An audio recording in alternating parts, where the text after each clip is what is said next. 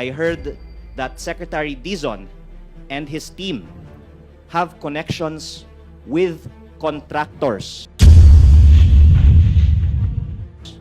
And in the interest of transparency, should disclose all of their connections with contractors and any knowledge that they have on the possibility of kickbacks from DPWH projects. But I think that it would be good to give Secretary Dizon the opportunity to explain.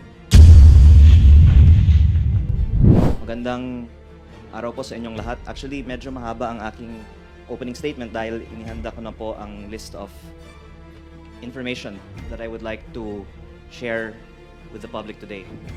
Una po sa lahat, nandito po ako dahil trabaho ko na gawin ang lahat para sa aking distrito, tulad ng ibang mga kongresista. At marami po akong nakikitang mga dapat na reforma sa ating sistema. At bilang isang congressman, layunin ko na makakuha ang aking distrito ng fair share ng budget at ang ibang mga distrito ay dapat mabigyan din ng fair share. At pangalawa, gusto ko lang din naman ibaba ang presyo ng DPWH projects, sinabi ko po, ng 25% para maiwasan ang posibleng 150 billion pesos ng kickbacks. Kaya anuman ang susunod kong sasabihin ay nasa konteksto na may solusyon naman. At sinasabi ko po ito para sana tumulong si DPWH Secretary Vince Dizon sa mga solusyon na ito. My first point today is that contractors are part of writing the DPWH budget and allegedly pay DPWH officials for budgetary allocations from the non-allocable or so-called leadership fund that is prepared by the DPWH.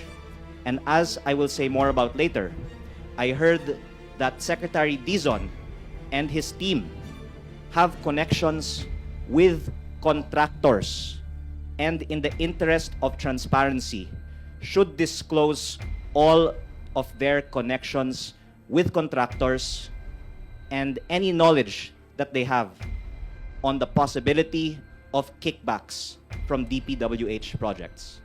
So that is the main point that I would like to bring up today that I will say more about later, that I am asking Secretary Vince Dizon to disclose any and all of his and his team's connections with current, past, or potential future contractors of DPWH projects. Because of the scrutiny on insertions in Congress and Senate, insertions have now moved to the National Expenditure Program that is supposedly prepared by only the DPWH.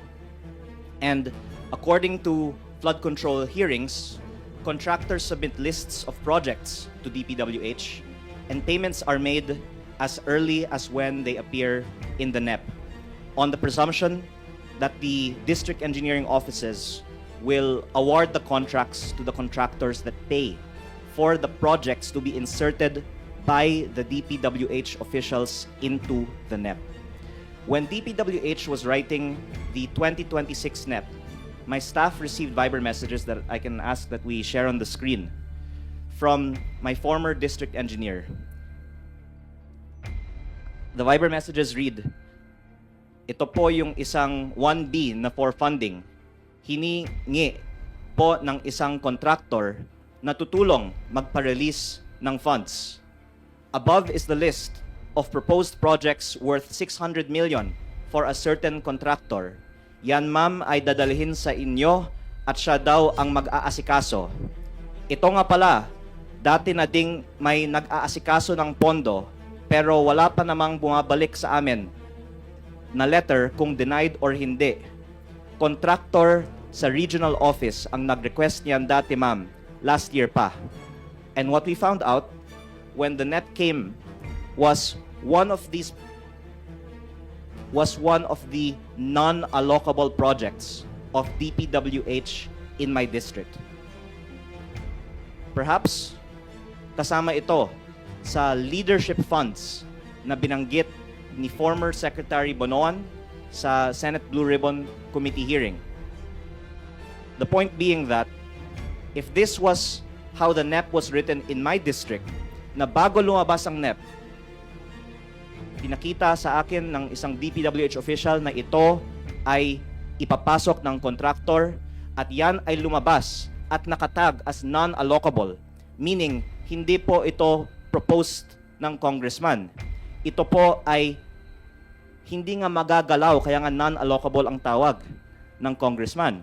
Ito po ay ipinasok ng DPWH na may pruweba tayo na galing sa contractor, baka sa ibang distrito, ang mga contractors ay may mga insertions din sa 2026 budget, which if we tie it together with the testimonies in the Senate Blue Ribbon Committee hearings na sabi daw nagkakaroon ng mga kickbacks paglabas pa lang ng NEP, it could well have been that there have already been projects that have been paid for in the 2026 NEP.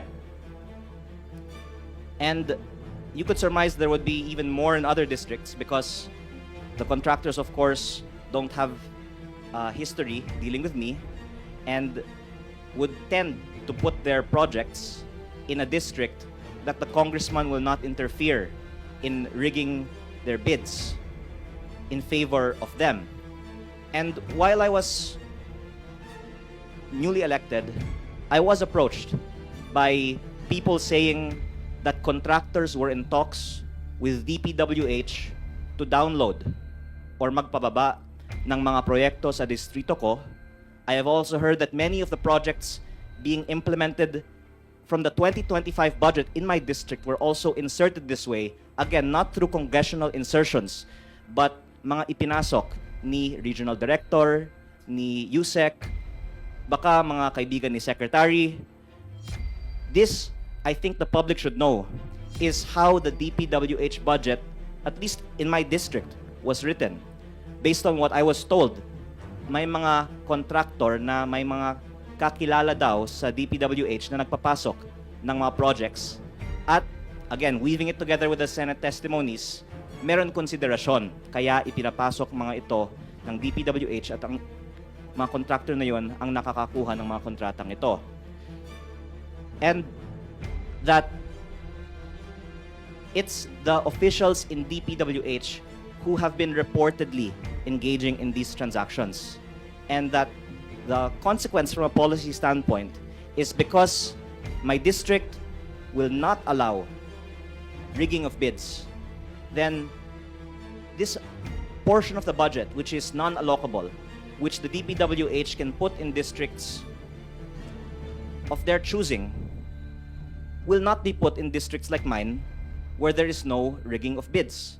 And so, the tendency would be for these projects to be parked in the districts where they have the highest confidence that they can earn the most if their objective, which they can disprove, and we would be glad if they could disprove, is to earn from these projects. So this happened in the 2026 NEP that was submitted in July, in the time of Secretary Bonoan. And Secretary Dizon submitted a revised NEP in September of 2025 for 2026. And last Friday, the media asked him what changes he plans to make about the 2026 budget, and if it is safe to say that the 2026 budget is not yet stripped from insertions and leadership funds. And Secretary Dizon said, "My problem with the 2026 budget is it's no longer in our hands. And to be quite frank, I had zero part in that budget at all. I came in, it was already submitted, I was given a week to review it to submit a new budget. For 2027 moving forward, we're definitely going to review all these processes, all these formula, because these cannot continue."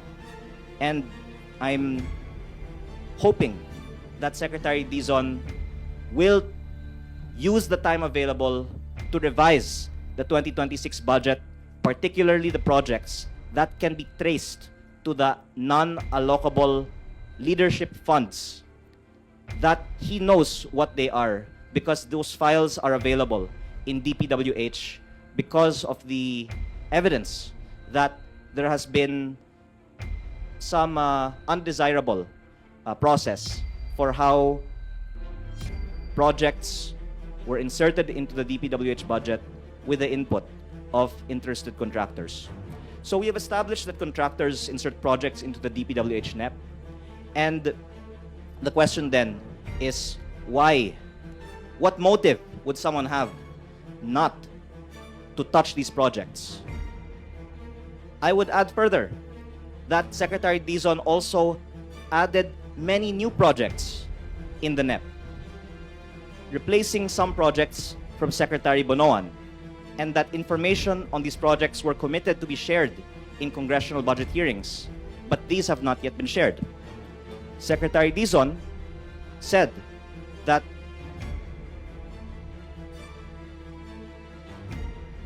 as I will show in a video later, these projects would be disclosed.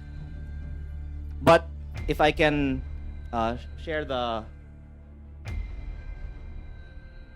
We will give you the copies, Madam Chair, of this. I don't have them off the bat right now, but we will provide the details to the Honorable Committee. Yes, I think it will be readily available naman po. Just to make it very clear, breakdown per legislative district for the 2024 General Appropriations Act, the 2025 General Appropriations Act, and the current submission for the 2026 National Expenditure Program per legislative district. We will comply, Madam Chair, according to our staff program. So, first, there were requests by members of Congress for certain budgets to be disclosed. What the past budgets of Secretary Bonoan were, and what the new budget, including that proposed by Secretary Dizon, were. And these are actually derivable from the publicly available data. But for some reason, even after these are publicly committed that they would be shared, they have not yet been shared. And would be very important actually for members of Congress to see if the budget was equitably distributed, and if there is a large allocation in some places, and if we can also see the data on if those are non-allocable and who is the proponent of those non-allocable projects, then the public could help in scrutinizing if there is some potential interest by some parties for certain projects. And I actually have here the data that was requested by some members of Congress. And again, they have this data. They have given me this data before. Others can also derive this data, and others can also derive it without needing any special processing. So it's curious why they're not sharing at least the data on the budget per legislative district. I believe the Senate budget hearing of DPWH is next Monday, and I don't want to be the one that shares this data. I'm asking that before further deliberations on the DPWH budget, Secretary Dizon will do what he said he would do and share this publicly available derivable data on the budget per legislative district. But that beyond that, he also share the data on what is allocable and non-allocable in each district's budget, because as was seen in the slide on the screen earlier, each congressman is told what projects in his district are allocable, meaning he can amend them, and what projects are non-allocable, which, again, I'm putting the spotlight on, is what DPWH has control over and should actually be subject to more scrutiny. And again, the question is, why is there lack of transparency on sharing of this data? Perhaps because when this data is shared, along with who are the proponents for certain projects, then the public will have more leads on potential issues on those given projects. And again, it's an open secret that there is lobbying, or one can say more generously, that there are proposals for the benefit of districts by politicians. None of us, of course, will deny this because that's what each elected representative tries to do for their constituents, to try and bring in projects for their district. For some reason, though, the DPWH denies that politicians make proposals that are accepted in the NEP, even though former DPWH officials admit it, but that at least if we can play this part of the video, the last part of the video. Please, The last part. Appropriations Act and the current submission for the 2026 National Expenditure Program per legislature. In this last response, there's a denial. According to our staff po, wala po silang alam na mayroong ganong mga proyekto.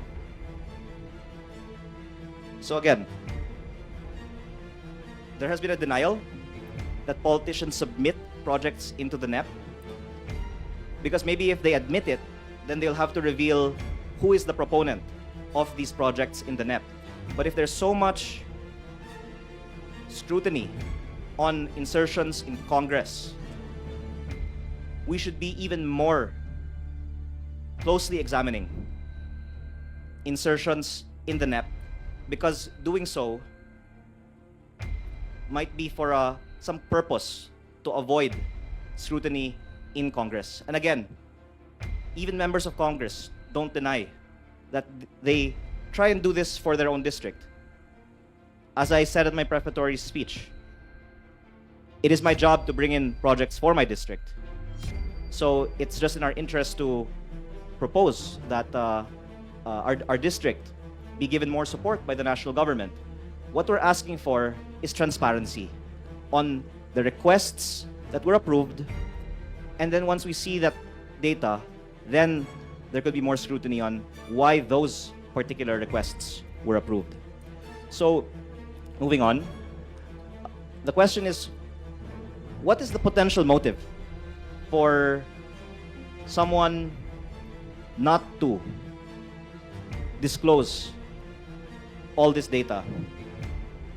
I mentioned earlier that Secretary Dizon's NEP added many new projects. You can see that there was a reduction in the flood control budget of Secretary Bonoan to Secretary Dizon, of course, by a very big amount. But there was additions in asset preservation and also in multipurpose buildings in a total amount of around 75 billion pesos that was also raised by other members of Congress. Perhaps those were erratas of certain members of Congress, but it would also be helpful if Secretary Dizon could give a breakdown between the July NEP of Secretary Bonoan and the September NEP of Secretary Dizon. What are the changes? And if he could kindly explain the changes between the two NEPs. So, to go to the main point, as to the potential underlying undercurrent for all this, I've heard talk, including in Congress, that Secretary Dizon and his team have connections with DPWH contractors, and that certain members of Secretary Dizon's teams are, in fact, contractors.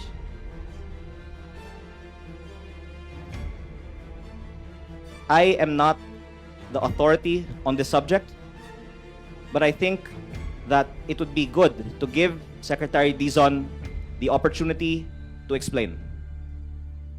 Of course, everyone knows people. So to say that Secretary Dizon knows DPWH contractors is not to say that there's anything inappropriate happening.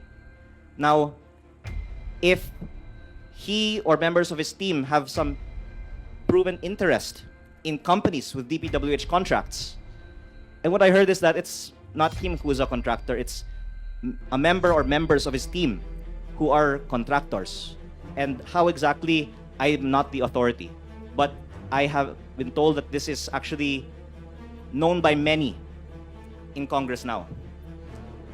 Then the question is, if it's true that new appointees in DPWH have interests in companies that do business with DPWH, are we sure that there will be no conflict of interest in the awarding of contracts under the new leadership at DPWH? And why then has this not been previously disclosed? Secretary Dizon is very accessible to the media, and I hope then that we can ask him to disclose all of his and his team's connections to DPWH contractors, and if he thinks there are still kickbacks in DPWH, and if he has ever discussed or been offered kickbacks, and if he could share this so that we can all work together to stop the practice of giving kickbacks. Again, you can't avoid knowing people, but if these people have contracts with DPWH and in fact will win contracts in the months and years to come in DPWH, and that there is a reported history of kickbacks being given in DPWH, then I think it deserves more public scrutiny, especially because there are plans to decrease the projects being bid in the district engineering offices and move procurement to the regional or even central office. Could it be that these reforms in DPWH will not actually reduce corruption, but will transfer the benefits of it to another level or another group of parties or contractors?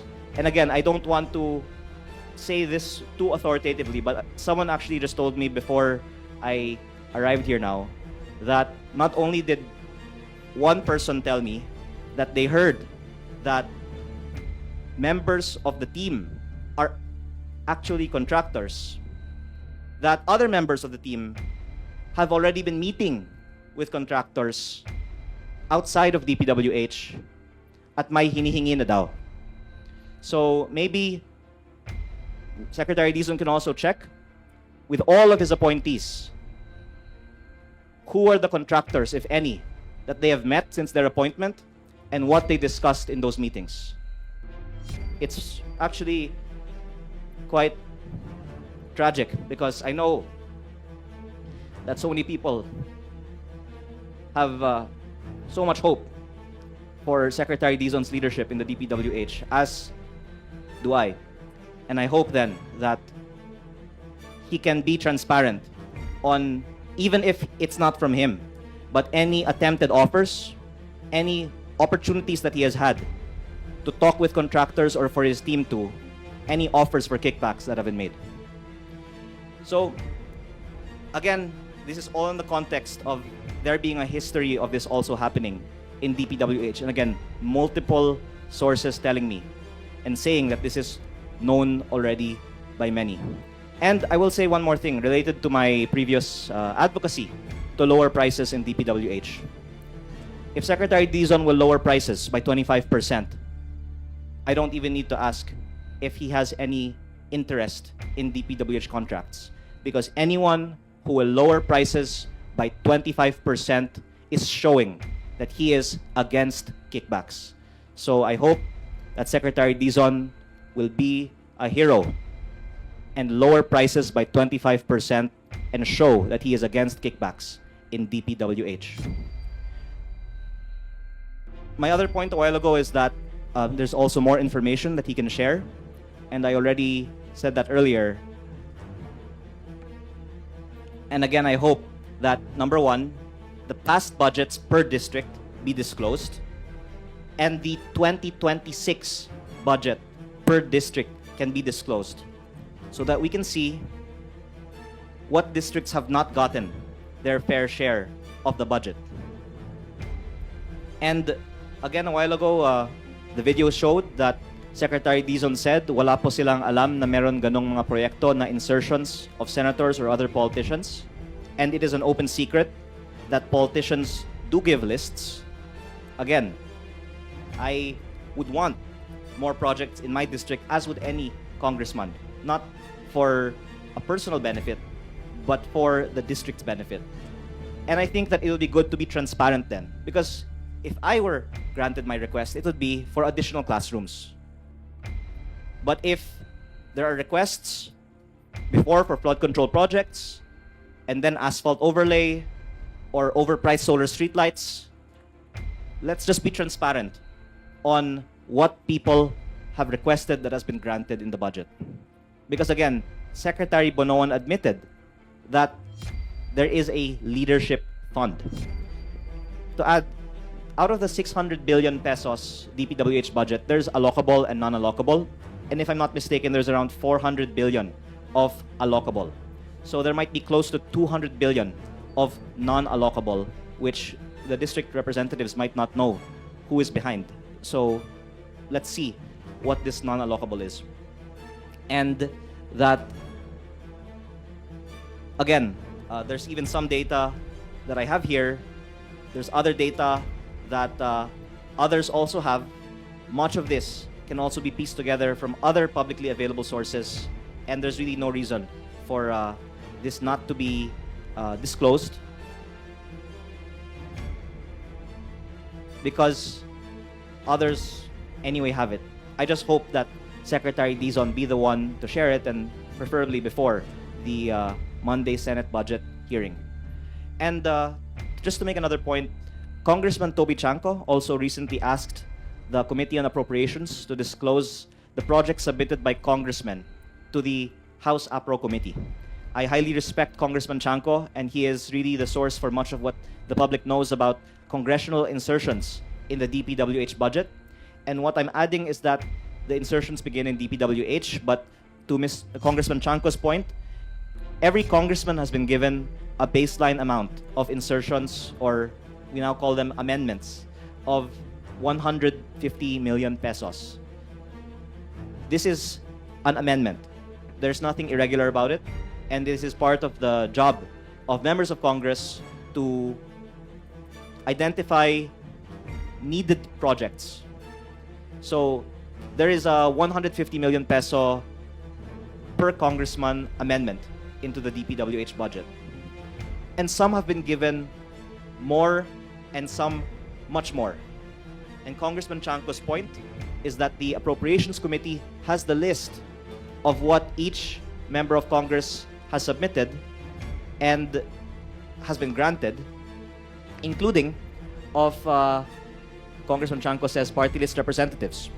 So if you can see what a district representative has in his district, you can also see what a representative that it goes beyond the district has submitted. And there's certain cases where these representatives have large budgets, which are worth looking into, and in some cases where they also have ties to the contractors that end up getting awarded these projects. If I can just share the following that affects my district.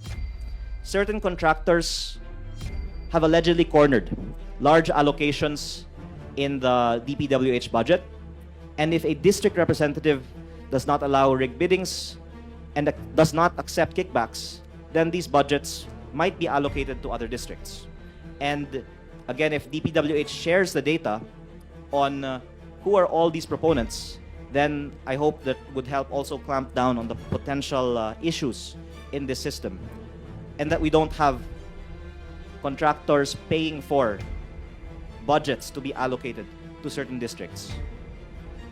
If I could give an example, CWS party list representative Edwin Garjola is said to be able to allocate large budgets for roads of DPWH, especially in Batangas.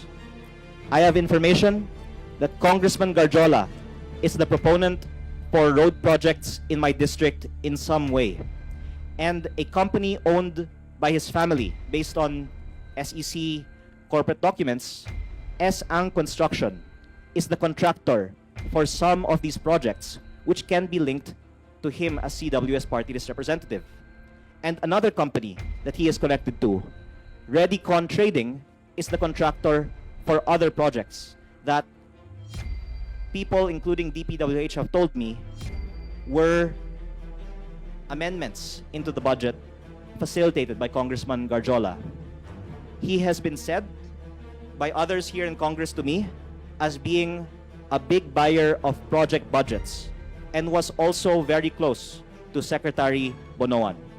Some of these road projects in my district are, according to technical audits, substandard, and the Sangguniang Bayan of Tui, Batangas even complained that the road that he is building was asphalt, whereas because it is a flood-prone area, it should be concrete.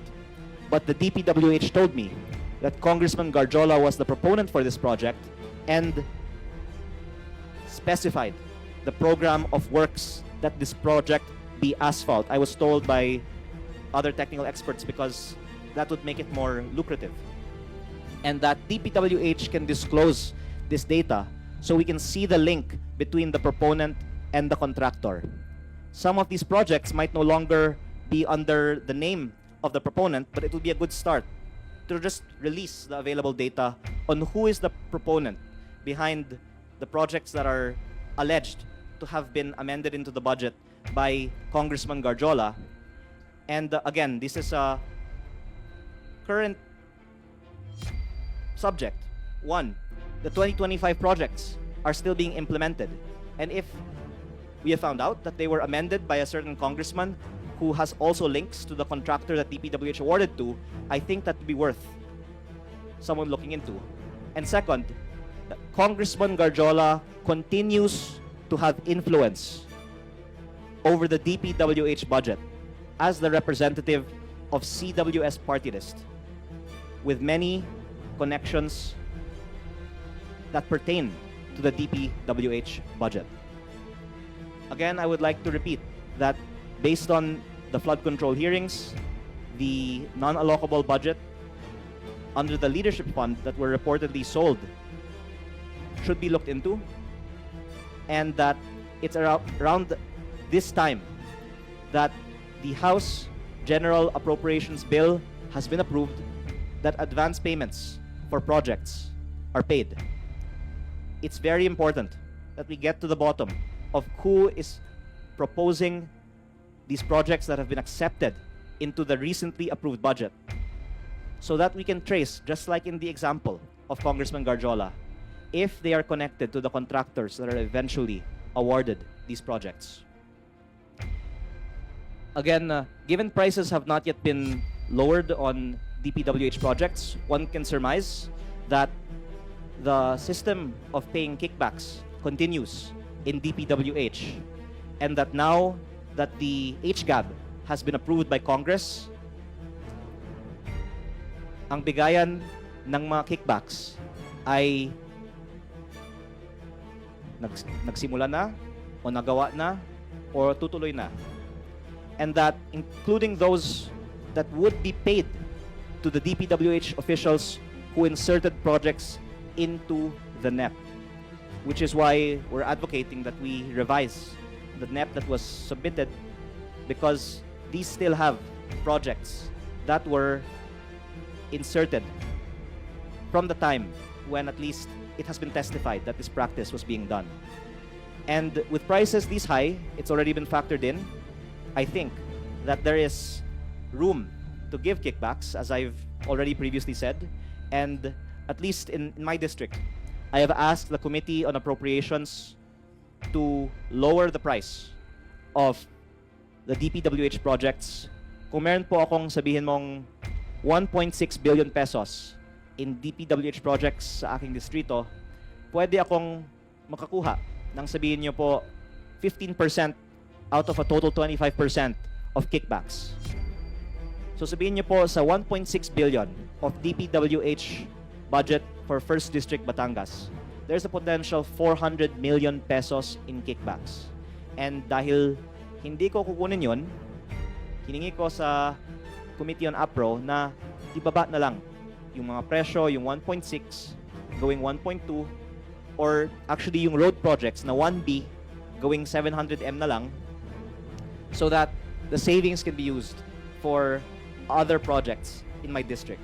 But again, unfortunately, my district has been affected in terms of budgetary allocation because some of these big buyers of budgets, as reported, won't put projects in my district because they know that in my district engineering office, bawal ang pagluluto ng bidding at bawal ang kickback.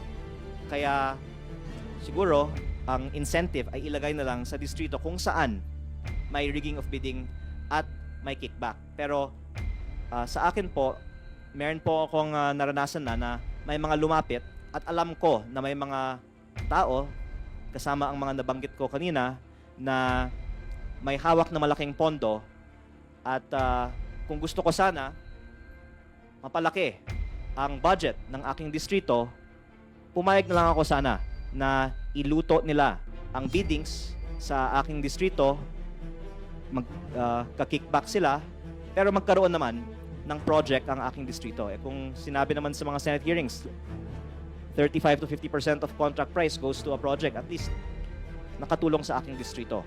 Pero ako, hindi sang-ayon sa practice na ito, pero ang unfortunate consequence is yung mga distrito kung saan walang kickback, nababawasan ng budget based on the incentives of the system.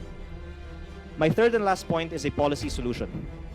We've already proposed that prices be decreased by 25%, and I would add that budgets should be allocated based on a formula similar to how the internal revenue allotment or national tax allotment are allocated, which is 50% population, 25% land area, and 25% equal sharing.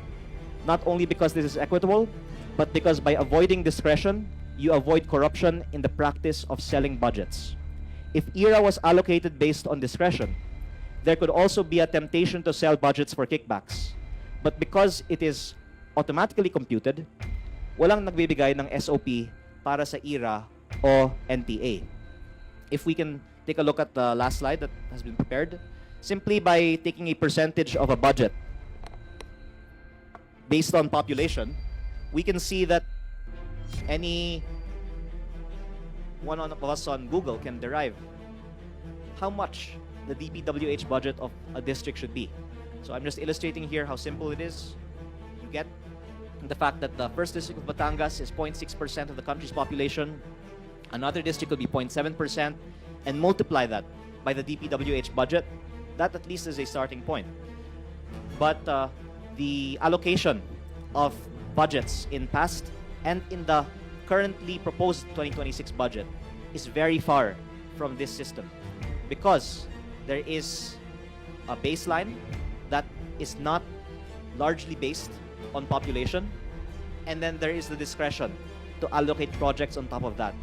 And the point that I'm making in today's press briefing is that a lot of that non-allocable budget, of which there is available data that can be disclosed, has been reported to be given in exchange for consideration. And the consequence of this system is that yung distrito na walang kickback ay nababawasan ng budget, at yung distrito na may kickback ay binibigyan ng budget. And to wrap this up with a solution for the 2026 budget, we can give an example. If we lower the budget by 25% on 600 billion, there will be 150 billion in savings. Even less, let's say 100 billion pesos in savings. And we can see that based on the populations of many districts in the country, they don't even get half of what their fair share would be. I hope that after we see how much wrong there is in the current proposed DPWH budget, there will be this reduction in prices, and that the savings can be allocated to the districts that have not gotten their fair share based on population, so that we hit two birds with one stone. We lower prices, and from what could have gone to kickbacks, we instead can fund needed projects in underserved congressional districts. On a final note, I am thankful that Secretary Dizon said in his press con last Friday that he would like to do something like this for the 2027 budget. But to avoid more contractor-sponsored projects and inequitable allocation of budget in the 2026 budget, I believe there's still time to do this for the 2026 budget. Thank you. So the floor is now open for questions po. Sino pong gustong mauna? Marian Enriquez po of News 5. So just to clarify, sir, you're accusing Secretary Dizon na may mga bago siyang in-add na new projects, ni-replace yung new projects from Bunoan, and Dizon has connections po sa mga contractors.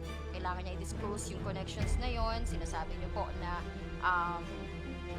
yung members ng team ni Dizon ay mga contractors. Yet, all of these are hearsay. Wala po kayong ebidensyang maipresenta sa amin? Well, first of all, I wouldn't want to say that I'm accusing, but that I am asking him to disclose and be transparent on whatever connections he or members of his team might have. Let me first go with what are the facts. The facts are that, first, in the Senate budget hearings, it has already been disclosed that there are insertions into the budget with the involvement of contractors giving consideration.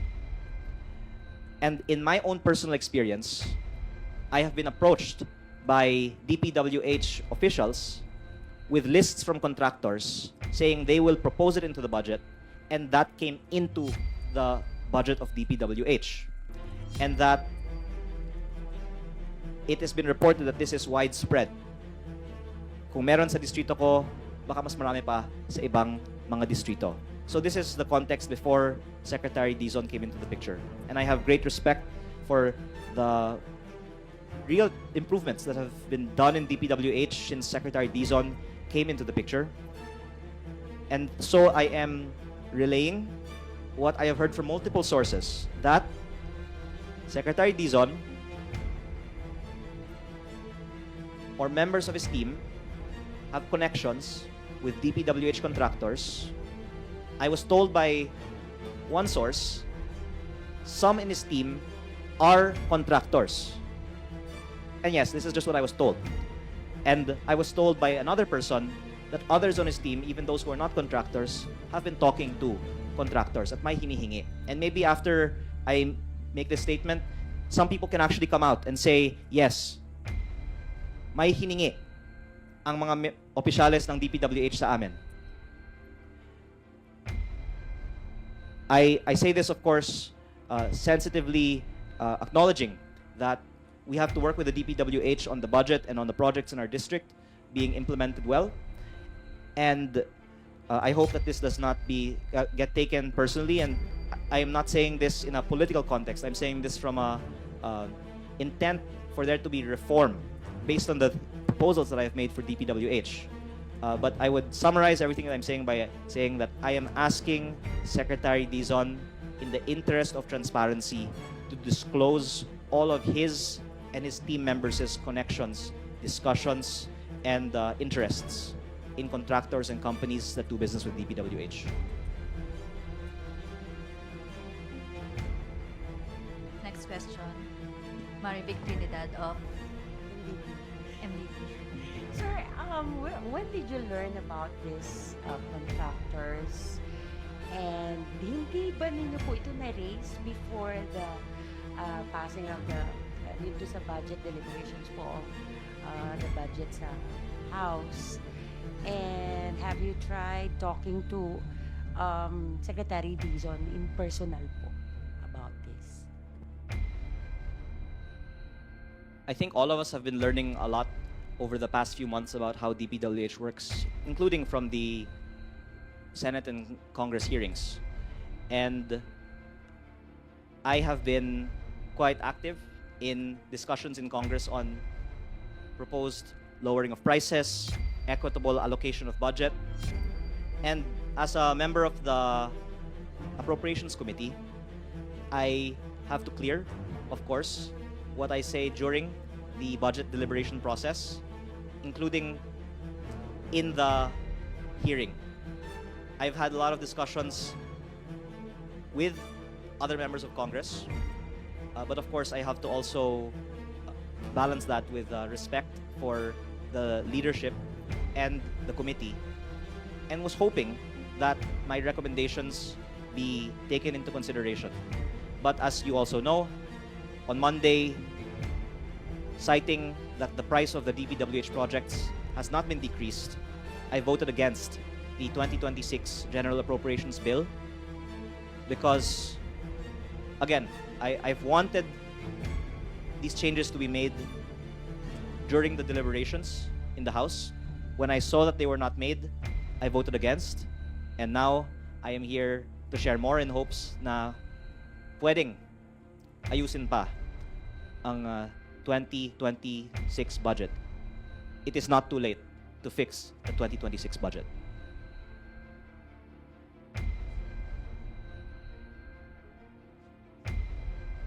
Oh, actually yun, yung may contractor mismo sa team, I just heard about it a few days ago. But the speculation that they're talking to contractors, that they're going after the contractors from the time of Secretary Bonoan but will be replacing them with favored contractors of their own. I think in Philippine culture that's normal. And in fact, surprising that it hasn't been brought out yet. Because that would be the logical expectation given the serious problems of our system. Again, Secretary Dizon has been regarded as a reformer, and he's done a much better job, of course, than than the one he replaced. But that again, I think because of the public temperature right now, no one should be beyond scrutiny. So I think it's only fair that we give Secretary Dizon the chance to be transparent and disclose if there's any truth to what we've heard.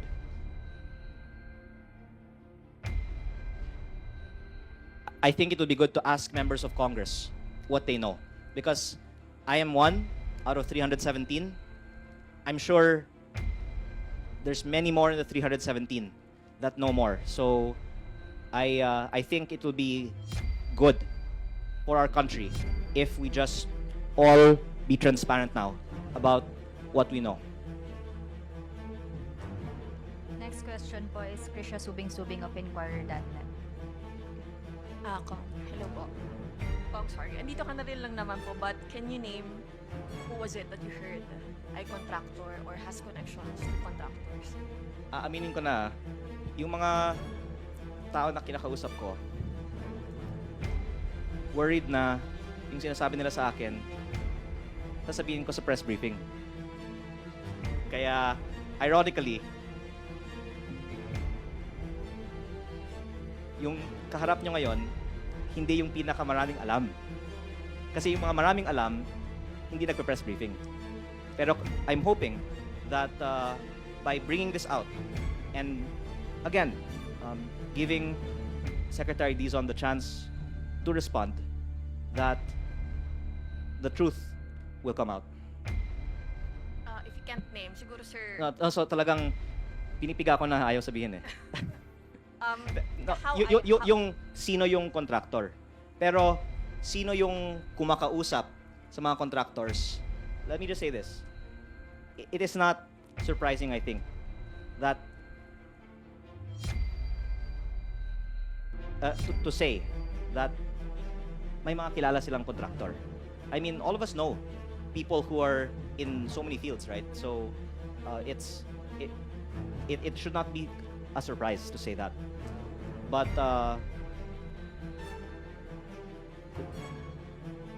so I think it's fair to say lahat naman ng mga tao sa DPWH, maraming mga kilalang contractor, di ba?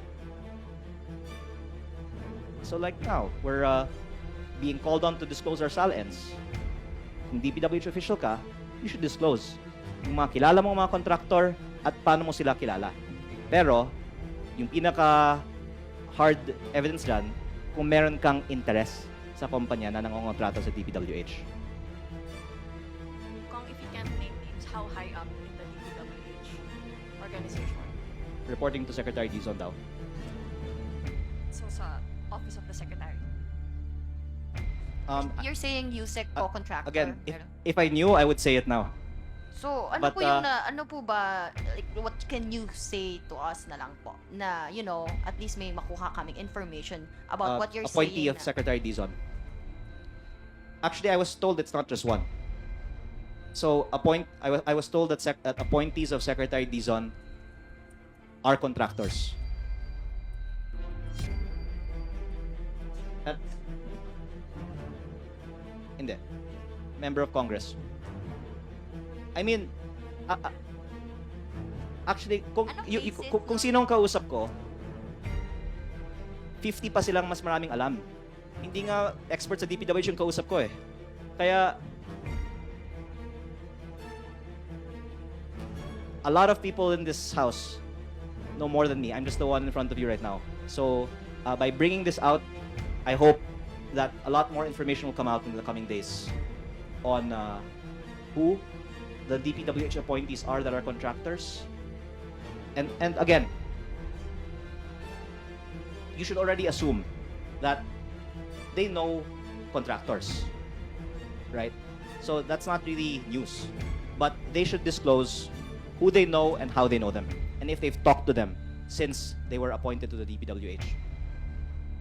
Next question po is Vivian Gulya of ABS-CBN News. Good afternoon, sir.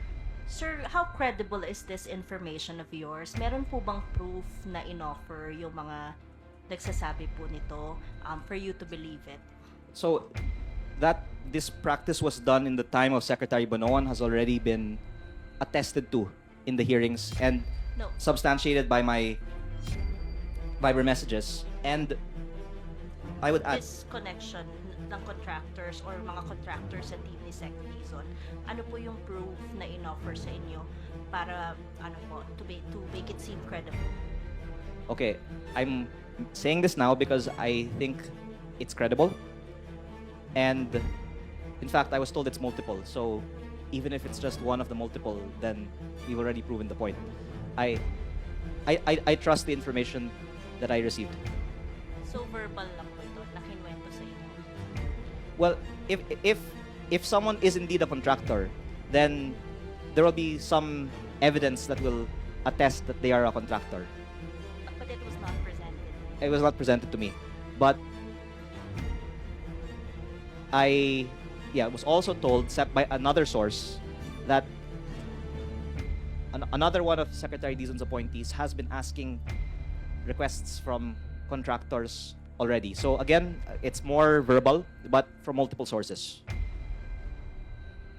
Thank you. But okay, what else can I attest?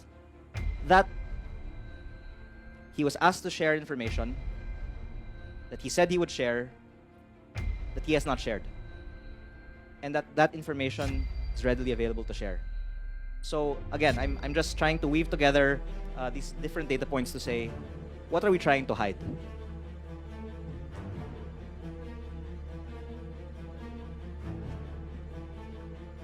Sir, are you in talks with, Secretary Dizon? Nakakausap mo ba siya? Yes. Actually, Anong sabi po niya dito sa mga requests po ninyo? Yung, kumbaga parang ang lumalabas is you're challenging him to disclose everything that he knows. Ano po ba? Mayroon po ba siyang reply man lang sa inyo? well, I wrote an open letter last Monday, which we have not received direct reply to, but the press conference he gave last Friday, I believe, responded to some points, including the lowering of the prices. And again, I would like to thank Secretary Dizon for being a true reformer insofar as he has committed to lower the prices to some extent. We look forward to see by what extent he lowers them. He said in our September 17 budget hearing, where my exchange with him was recorded, that he will lower it by at least 10%. But I think it can be lowered by more, up to 25, I would say, is reasonable. But if somewhere in between 10 to 25, that will be good. And again, whatever allegations there are, if he lowers them by 25%, he's proving that he's not getting any kickbacks. But I have not talked to Secretary Dizon about his connection with contractors, of course, but I would just confide that every congressman's motive for a DPWH budget hearing is for their district, right? So, for my part, I would say I'm saying these things because I want the best for my district. But I also want the best for the whole country and other districts. Because if we lower prices and end corruption, the savings can be shared with all districts. Sir, sorry, habol ko lang. If you have comment dito sa pag-livestream ng BICAM, will this address yung mga doubt? No, because I think that Congress and Senate are the focus of scrutiny on the DPWH budget. And what I'm saying is the NEP is full of insertions of contractors and other sponsors, and the DPWH Office of the Secretary can bear all of this information. So whatever you see in the floor of Congress and Senate is only the tip of the iceberg. The iceberg is in the office of the DPWH Secretary. Gawa na yung budget eh. In fact, lalong kailangang amendahan ng budget. Dahil lumalabas nga sa mga committee hearings after the budget was devised na may ganito palang mga katiwalian sa paggawa ng budget. So in fact, it's wrong to say that we should not have congressional insertions in the budget. Because if the original NEP has these alleged contractor-sponsored projects, then if we want to reduce corruption, first of all, we lower prices across the board, and then we take out the contractor-sponsored projects and put in the projects that are really needed by our districts, which, again, I'm just being transparent. In my district's case, what we need is classrooms, because I'm advocating for budget based on population, because we have double, triple, quadruple the population of other districts, and if we're only getting the same budget as an average district, then kawawa naman yung mga bata sa aking distrito na kailangan na makipagsiksikan dahil kulang ang budgets na binibigay sa mga malalaking distrito. Next question po, Yanes Capanti of GMA News Online. Good afternoon, sir. Sir, since you mentioned these are appointees of Secretary Dizon, would you say na nagkulang rin siya sa due diligence in vetting these appointees? Actually, you can background check on Google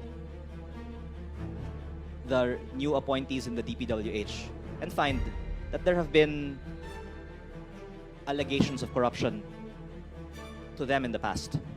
So I think you can do your own research, and it's a bit surprising in the media that this hasn't been questioned yet, because I think our country right now is in need of hope. And we have seen in Secretary Dizon a possible chance for reform in the DPWH. He will truly be a hero if after this press briefing, he will be the one to come clean on all of the connections to contractors of the new appointees in DPWH, and all the times he's been offered or they have been offered kickbacks, and to lower prices and commit to end kickbacks in DPWH. Sir, follow-up lang po. So, Secretary Dizon is aware that members of his team are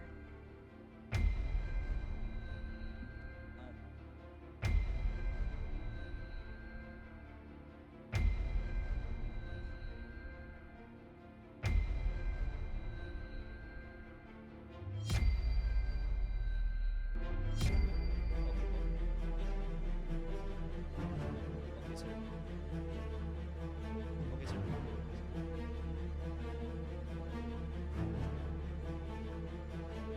Yes, sir. Basta, sir, ang gusto ko, transparency and equitable allocation ng budget ng DPWH. Ayokong paboran lang ang aking distrito. Gusto ko wala ng korupsyon sa buong bansa.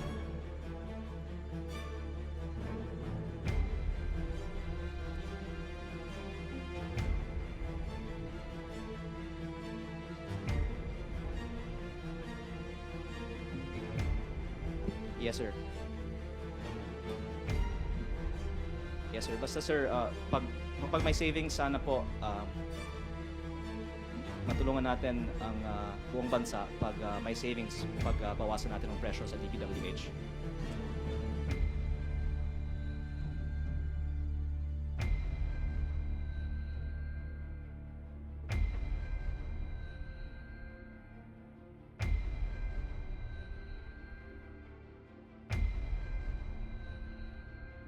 Yes.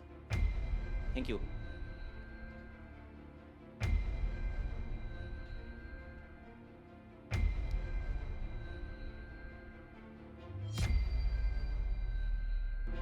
Actually, as I said in the press con, I really don't know who's the contractor in your team.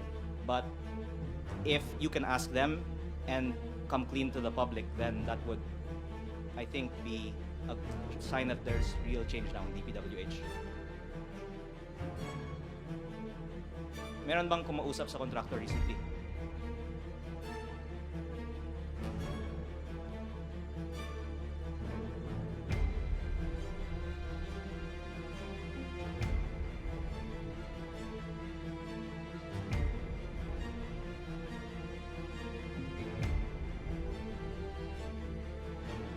Yes, as I said naman po, I have not even been told who in your team is a contractor. I'm just relaying what I heard.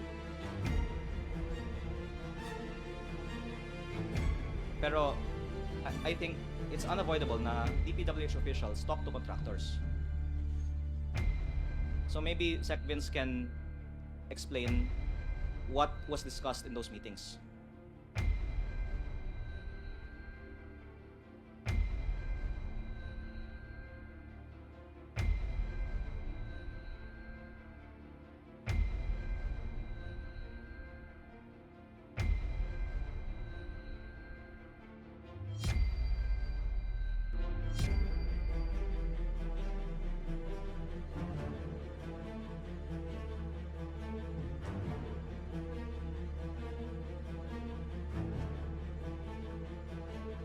Thank you very much.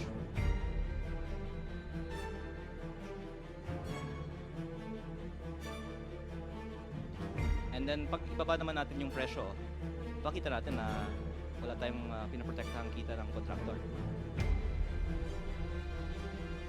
Pwede nating i-anunsyo na 25%. Pinakompute pa.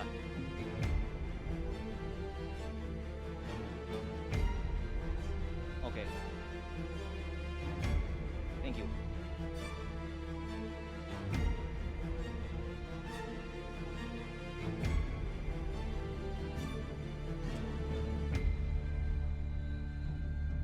Thank you. Thank you.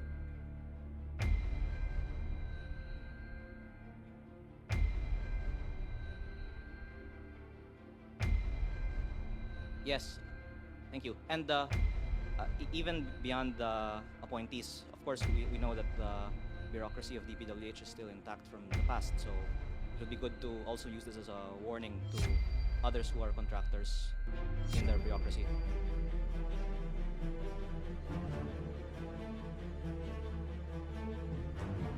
So the DPWH will do a systematic search of who are the contractors and to make sure that there are no more contractors in DPWH.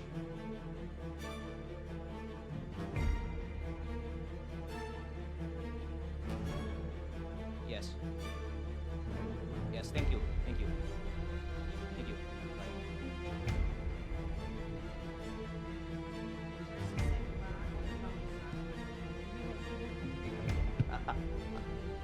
Out of respect for the person, you can derive from my conversation that he is from there and from DPWH and baka hindi na ako tatawagan pag sabihin ko eh. Pero at least like I can say that their response is kung meron man tatanggalin nila. Of course there should not be contractors who work in DPWH. And by the way, this is very widely known in government, but maybe should be known by the public.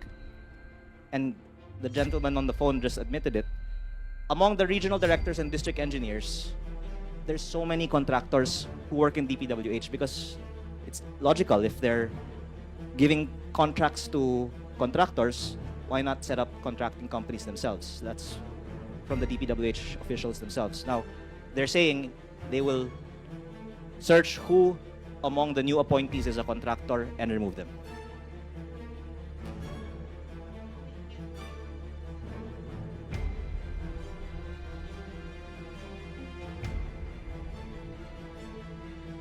Hahanapin daw pa nila sino yung contractor sa kanila. Pero yung mga pag-uusap nila sa contractors, hiningi ko din na ilahad nila. So, of course, they're saying that they're not aware who's the contractor among them. I believe that hopefully will be clarified soon. But that, of course, they have spoken also with contractors.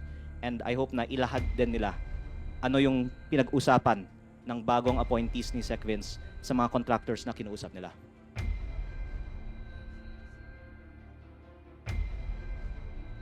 Mataas. Very close to the secretary. USEC, ASEC, COS, DPWH ED. official.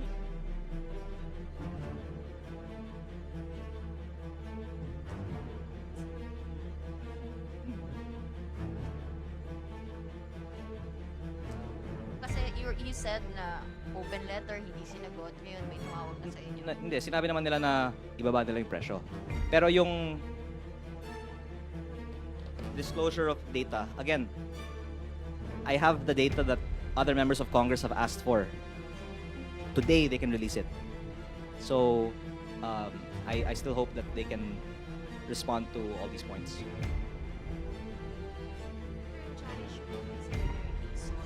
Na ibaba yung halaga ng DPWH Kino-compute pa daw nila. projects. Yeah.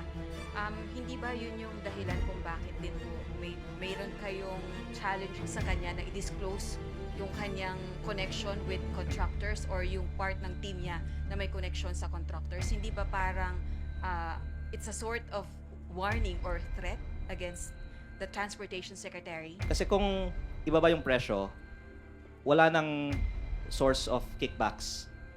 So, I don't think there's going to be as much risk anymore of conflicts of interest in awarding DPWH contracts. Kumbaga, lugi pa nga yung contractor kung mababa na yung presyo eh. Hindi Kaya na siya po conflict. nag-resort din kayo dito sa challenge nyo na ito dahil hindi kayo napagbigyan dun sa request nyo po, sa prior request nyo. Okay, so all congressmen want what's best for their district, and in my case, it's not out of I want extra.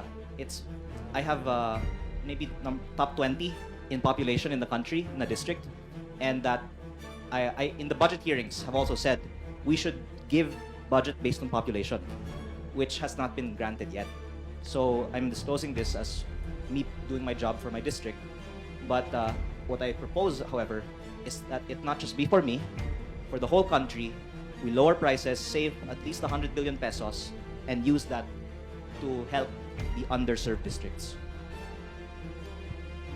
Sir, sorry, clarify lang. Kasi when you said na ibaba yung presyo ng DPWH projects 25% para maiwasan na yung 150 billion ng kickbacks. I understand that you just wanted na mawala yung mga kickbacks nga. Pero sinasabi mo po, he's proving that he is not getting kickbacks kapag ibaba na ni Dizon or ng DPWH nga ito.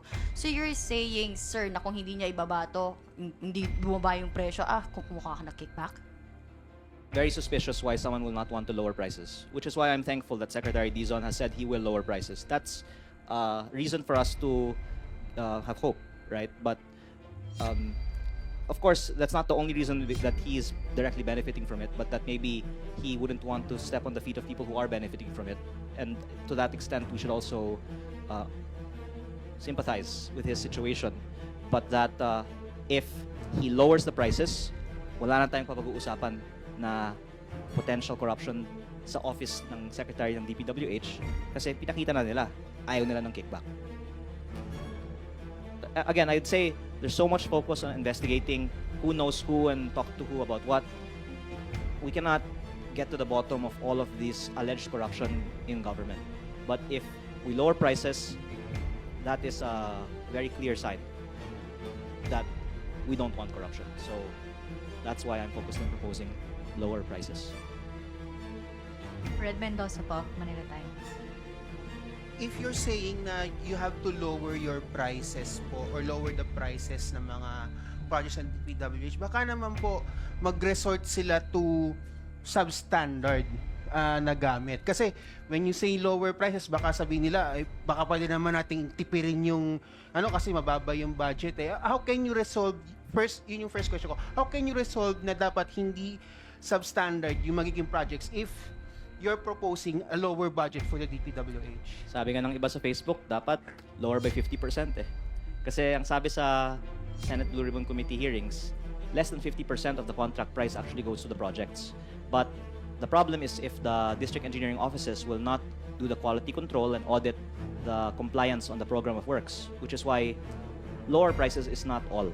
But if you lower it by just enough, then you will at least reduce the corruption because it's already been tested in the time of Secretary Babe Singson, who lowered the prices by 10%. Ang sabi dito, nabawasan ng corruption dahil binawasan ng 10%. Now, if you reduce it by 25%, there's a valid argument that you will also be reducing the quality from going from 10 to 25. Unless you have a very good reform already in the district engineering offices. But I think it should be more than 10. My last question na lang kung kasi of course you are part of the budget hearings over the past few weeks including nga dun sa DPWH budget. Have you talked to Chair Swansing about this? Kasi parang ang dating sa amin na may alam kayo pero hindi alam ni Chair Swansing yung mga nangyayari. So have you talked to Chair Swansing about this? And if ever man, meron ba siyang reaction to that? And did she respect your vote na no for the budget? Kasi carve kayo na majority eh. Well, first of all, I would like to thank the House for allowing free speech because we are using their venue on their live stream, which proves that there is free speech in the 20th Congress. Second, that my focus is on the problem that emanates from the DPWH. And I hope that Congress can help solve the problem. But of course, there's so much interest in not solving it also. So the fact that we lowered the DPWH budget from 880 to 625 is a great achievement. I just want to lower it back to 450. But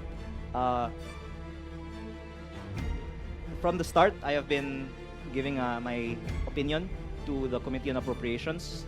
They took some like that flood control reduction into consideration, but the revised GAB was given to members Friday morning and then voted on that afternoon and then third reading this Monday.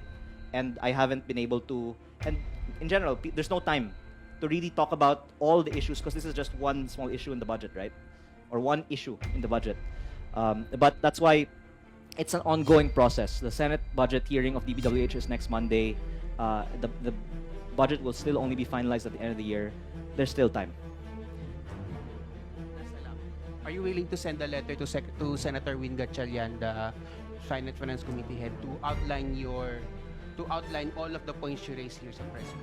Actually, I really want to give credit to Senator Gatchalian and many other senators.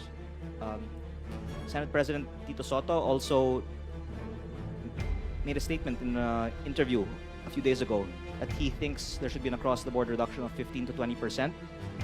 Senator Bam Aquino, during the Blue Ribbon Committee hearing, was the one who asked what is the percentage of a project that goes into the project. And that's when Yusek Roberto Bernardo said almost 100% of bids are rigged and only 35 to 50% according to DE Alcantara actually goes into the project. And I think Senator Bam also said that he will research on whether the CMPD and the DUPA is overpriced.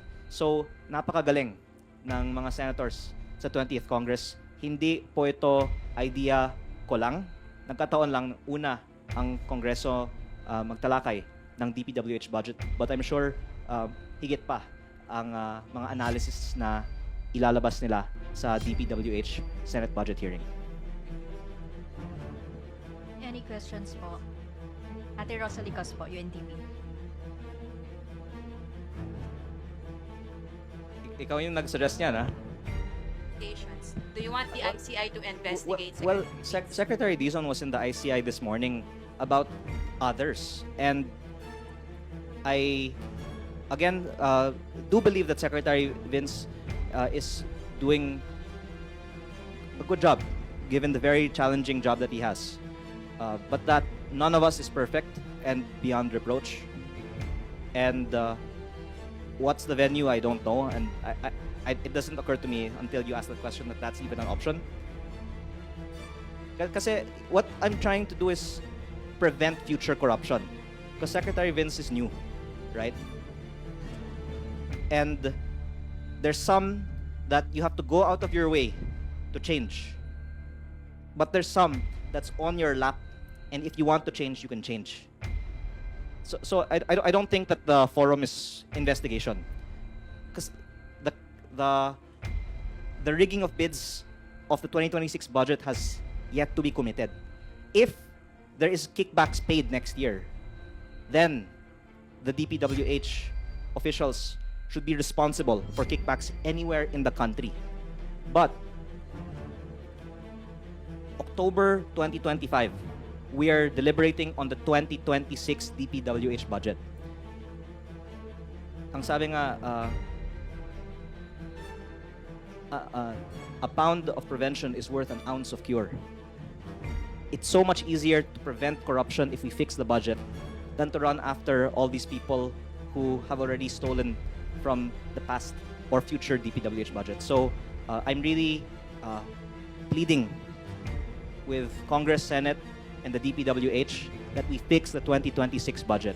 I have been prompted also by Secretary Vince's remark last Friday that he wants to fix the budget for 2027. And I really plead that we revisit the 2026 DPWH budget because the public wants to see real results. There's so many big numbers being thrown around about how much we can recover from the already stolen funds, but there's still, I've estimated 150 billion pesos in kickbacks in the current budget. If we lower the DPWH budget, it will be a great accomplishment to the leadership of Secretary Vince that if we lower it by 100 billion, that we prevented 100 billion pesos of corruption. So I am praying that Secretary Vince will do the right thing and be a hero. Thank you. Sir, last na talaga ito. Sorry po. Worst case scenario, are you also willing to reveal your source and submit them in ICI for investigation? Actually, if you stand outside of this room when Congress is in session, you can ask every single one of them what they know. It's not only a few people in Congress that knows things about what I'm talking about. So the reason why I'm saying this, and I believe that more information will come out after I say this, is because there's so much information out there if you just ask the other members than me. Sir, yung kausap po ninyo kanina, source niyo po yun. Yan yung isa sa mga accused. Isa sa mga accused. But Alam po ni Secretary Dizon. you know, na in their nakakausap defense, niyo siya. they really want to do a good job, right? And they take the public's feedback into account. That's why I hope that coming out of this, we will slash the budget, prevent corruption, and I believe that Secretary Vince can be known as a truly great reformer in DPWH. Because I believe they will say that they will find who the contractors in DPWH are and remove them. Si Secretary Bunoan po. Former na siya. Okay po. Sige, sir. Hindi. I mean, alleged. I mean, that's a strong word eh. No, I mean, I already said a while ago naman eh.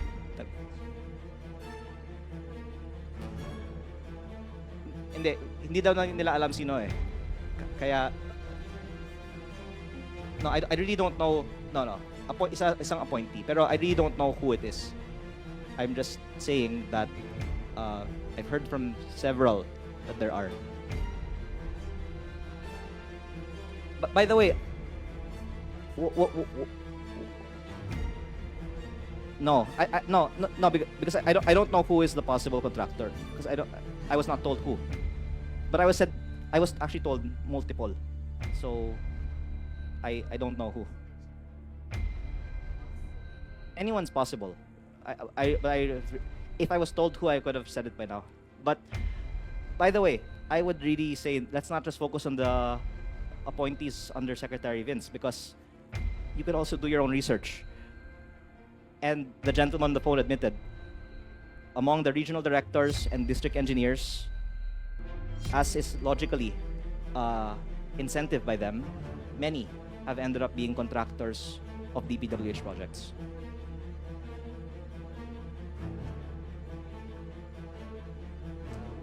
Appointee. But again, we want solution, and I think they are committed to solve the problem.